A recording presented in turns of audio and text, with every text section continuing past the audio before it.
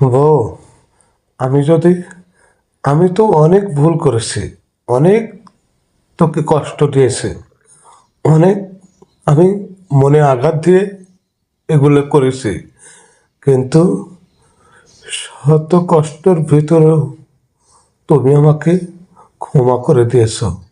যদি কোনো সময় কোনো দুর্ঘটনায় মারা যায়, তাহলে তুমি আমারে ক্ষমা করে দিবা, ক্ষমা করে দিবা। আর একটি কথা শুনে রাখো, আর এই টাকা যদি যদি বলে যে এই টাকা দেওয়া লাগবে না আমি মরার পর, কিন্তু একটা কথাই, তোমার শত কষ্ট হইলেও তুমি এই টাকার পরিশোধ করবা। কারণ এই টাকা কখনো না দিয়ে কারো কাছে মাথা নিচু করবে না।